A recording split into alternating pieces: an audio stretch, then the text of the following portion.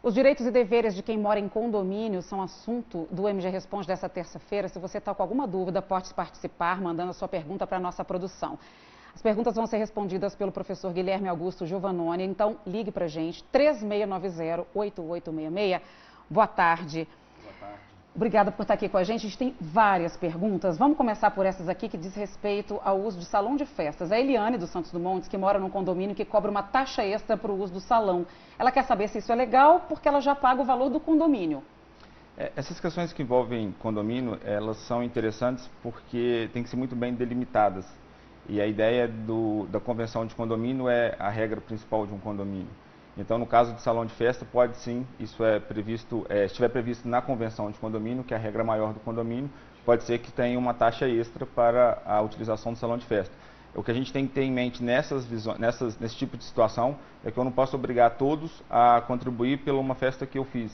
Isso gera custos para o condomínio, de limpeza, de água, luz, enfim. Essas contribuições têm que ser feitas então pelo usuário do salão de festa. Então, desde que haja previsão na convenção de condomínio. O Bruno mora no centro, diz que é proprietário de um apartamento, tem um cachorro. Ele quer saber se o condomínio pode multá-lo por ele ter esse cachorro, sendo que o animal não circula nas áreas comuns do prédio. Essa é uma pergunta bastante recorrente no direito de vizinhança e na parte de condomínio, é a ideia do cachorro.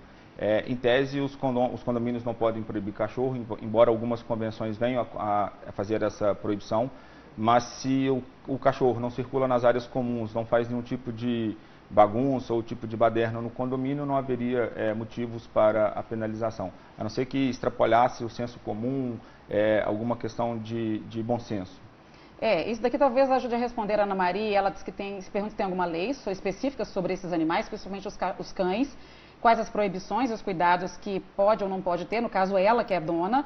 E outra pessoa que não quis identificar diz que onde mora tem um cachorro que late e chora o dia e a noite. O síndico diz que não pode fazer nada. O que ela pode fazer? Na verdade, mais uma vez, a questão dos cachorros e dos cães em condomínio, isso é uma situação bastante complicada.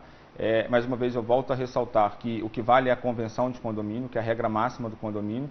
Logicamente, essa convenção de condomínio ela tem que estar regulamentada e baseada no Código Civil, que é o código que é a nossa lei civil, que trata das relações entre os particulares. Mas não haveria possibilidade de proibição dos cães e não haveria possibilidade de multa, nada disso, a não ser que a convenção de condomínio assim prevesse. Mas, volto a dizer, a ideia tem que ser a questão do bom senso, a ideia da conversa e na questão de não gerar incômodo aos vizinhos. Essa é a principal questão.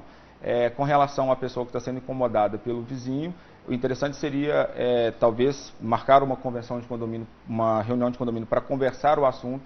E, se for do interesse, hoje o nosso novo Código de Processo Civil prevê a possibilidade de meios alternativos de solução de conflito. Então, poderia ser o caso de levar este caso do condomínio a uma mediação, em que uma terceira pessoa interessada, atuante na área de mediação, pudesse solucionar esse problema sem processo judicial, sem disposição com os vizinhos. O diálogo acho que é a melhor solução.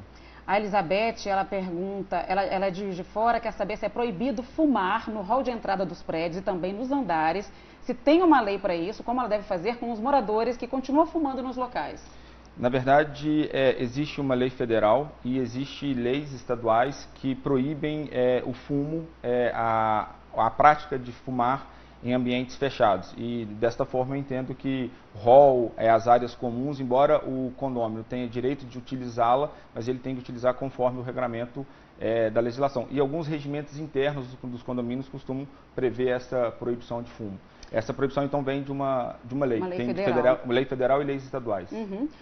O Aleph, do bairro Industrial, disse que comprou um apartamento num condomínio que tem vários blocos, 4 blocos, tem elevador, o dele não tem, só que ele paga o mesmo valor do condomínio, o mesmo valor de energia do condomínio que os outros moradores que têm elevador nos blocos. Ele diz que a construtora simplesmente não sabe responder o porquê, pergunta se isso está certo, o que ele pode fazer.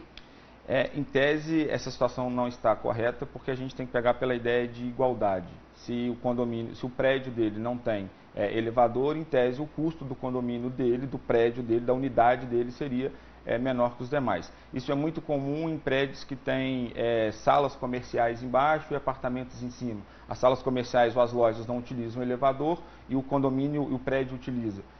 na verdade eu não posso ter os custos de elevador, de manutenção de elevador, de despesa de luz, essas coisas, com relação à utilização do condomínio. Então, na verdade, deveria haver um consenso, uma reunião de condomínio, talvez, para estabelecer um valor diferenciado, já que o custo de energia é menor para ele. Vamos continuar aqui, que tem uma telespectadora que não quis identificar, diz que a vizinha dela, que mora em cima, tem 2 filhos pequenos, as crianças fazem muito barulho até de madrugada, até 1h da manhã. Ela passou esse problema para o síndico, ele não conseguiu resolver, a vizinha gravou o barulho para mostrar, mas ainda não foi nada resolvido. Ela pergunta que outro meio ela tem para recorrer, resolver esse problema que está afetando a rotina dela. Na verdade, essas discussões sobre condomínio e questão de barulho envolvem até mesmo a própria situação dos cães, que às vezes pode estar fazendo barulho também. A situação ideal seria o diálogo, mais uma vez. Seria uma reunião de condomínio para se discutir o assunto e tentar posicionar as questões. E se assim não se resolver, a pessoa pode acionar o Poder Judiciário e, enfim, tentar uma proibição ou algo nesse sentido. Mas eu ressalto a ideia hoje da mediação, que é um meio alternativo de solução de conflitos e que às vezes tira a animosidade entre as partes e resolve o problema. Tem uma moradora do centro, diz que o condomínio do prédio que ela mora é muito alto o valor. Foi feita uma reunião onde ficou definida a retirada dos porteiros da noite e a instalação de câmeras para a redução do valor. Só que essa reunião foi feita nas férias, só 2 moradores participaram e tem mais de 20 apartamentos.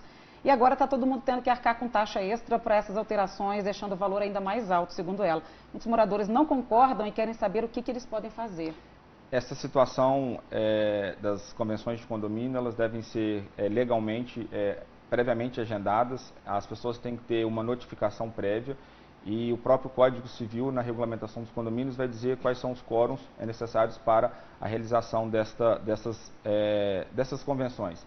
Em regra, o Código trabalha com uma ideia de maioria absoluta, e não tendo maioria absoluta, eu posso ir pelo número de condôminos que tiver lá. Mas tem que ver toda a legalidade do processo, se houve essa convocação prévia, se o síndico tem essa convocação, como que foi realizada essa convocação. A ideia seria marcar uma nova reunião, a pedido dos condôminos, uma reunião talvez extraordinária, com o objetivo de pauta de anular aquela decisão que foi tomada ante a inexistência de quórum, ou, numa pior das hipóteses, procurar o Poder Judiciário para tentar a anulação dessa convenção. O Pedro Paulo mora no Progresso, ele diz que mora num prédio de 3 andares, o vizinho do último andar construiu um terraço com 2 cômodos. Ele quer saber se esse vizinho teria que pedir autorização para outros moradores para fazer essa construção, ou a laje dele é livre para ele fazer o que ele quiser. Na verdade, a gente tem que ponderar uma situação que a ideia da laje, do direito de laje ou do direito da cobertura, isso tem que estar previsto na convenção de condomínio e tem que estar na escritura que cria o condomínio, tá? No registro, no cartório da convenção de condomínio. Se não tiver nada previsto, a presunção é de que é área comum. Se for área comum, em tese haveria a ideia de ter que pedir autorização aos demais condôminos. Com relação a outros aspectos, se for área, normalmente os prédios hoje são vendidos que eu compro a cobertura e tenho direito ao terraço. Nessa situação, o condômino poderia construir o que ele quisesse, mas desde que respeitada os regimentos, as normas de construção, as técnicas e até mesmo aprovados projetos técnicos por conta de estrutura do prédio. Não adianta eu querer construir uma piscina de 50 mil metros cúbicos de água se a estrutura do condomínio do prédio não vai resistir. Então tem que tomar algum cuidado com relação a essas construções. Isso vale também para a questão de mudança de fachada do prédio? É uma dúvida da Cristina, ela é de Barbacena. Pergunta se tem algum processo específico para decidir qualquer mudança na fachada. A fachada de prédio, em tese, ela seria imutável, mas havendo uma reunião de condomínio e sendo aprovado numa reunião de condomínio a alteração da fachada e tendo isso tudo sido acertado nessa reunião de condomínio, inclusive a geração de taxa extra, porque se o prédio não tem um fundo de reserva, talvez isso possa gerar taxas extras, há essa possibilidade sim. Mas o condômino, por si só, não pode alterar a sua fachada. Tem que ser feita uma reunião de condomínio e a alteração tem que ser feita de todo o prédio. Tem um morador do bairro São Mateus, diz que no prédio tem um outro morador que costuma utilizar horas a mangueira do condomínio para lavar a garagem. Não existe nada nas regras do prédio para evitar esse desperdício. O que ele pode fazer para chamar atenção para esse problema? Isso é uma questão de conscientização, não só de condomínios, mas de toda a população no âmbito nacional e mundial. Nessa situação, tem que ver a convenção de condomínio e deve ser, mais uma vez, convocada uma reunião de condomínio para que o problema seja resolvido. se pode se estipular ou não determinado tipo de uso. Alguns prédios já foram estipulados que um uso mínimo, lavar uma mão, lavar um vidro de carro seria possível. Agora, lavar toda a extensão da garagem, isso seria um abuso, seria uma hipótese de colocar um ônus para toda a coletividade. Tá certo, Guilherme. Muito obrigada. Obrigada a todo mundo que participou. Terça-feira que vem tem mais MG Responde.